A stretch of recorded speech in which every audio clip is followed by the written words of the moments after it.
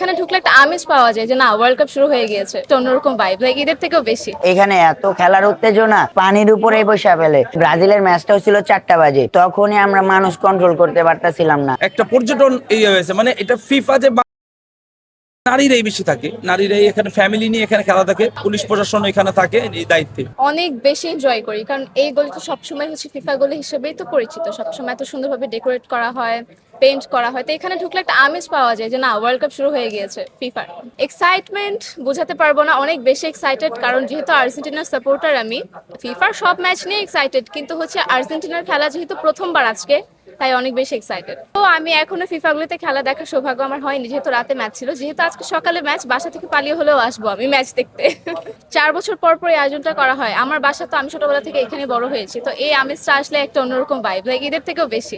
আমাদের এখানে যে মেয়েদের জন্য বসার জায়গা আছে, এখানে চেয়ার দেওয়া হয়, ওইখানে ছেলেরা এখানে বসে পড়ে। আর এখানে এত খেলার উত্তেজনা, এখানে আমরা কোনো তেরপাল দিই নাই, দেখেন পানি দেখা যাচ্ছে, পানির উপরে বসে ফেলে, জুতা জুতা নিচে দিয়ে বসে ফেলে সবাই। এখানে আমাদের এই খেলার উৎসবে ঈদের মতো হয়ে যায়। আর আমাদের এই ফিফা ওয়ার্ল্ড কাপের আশায় আমরা সবাই থাকি যে কবে আসবে কবে আসবে, 4 বছর কিভাবে যাবে, আমরা এই আশায় থাকি।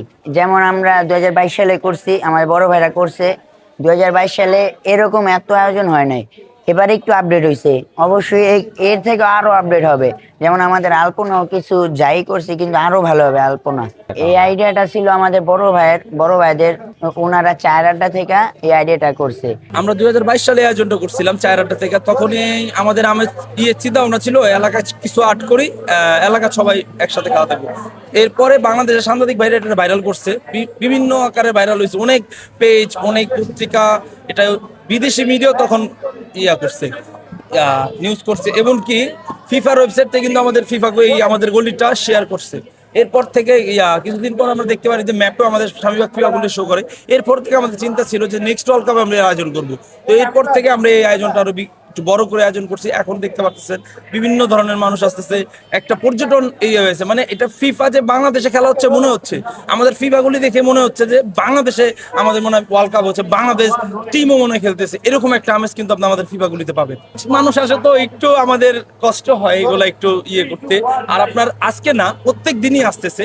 ওয়ার্ল্ড কাপ শুরুর আগের থেকে আমার সাংবাদিক ভাইরা, বাইরের সাংবাদিক, ইন্টারন্যাশনাল সাংবাদিকরাও এখানে ভিজিট করতেছে, নিউজ করতেছে, এলাকার সবার ইন্টারভিউ নিতেছে।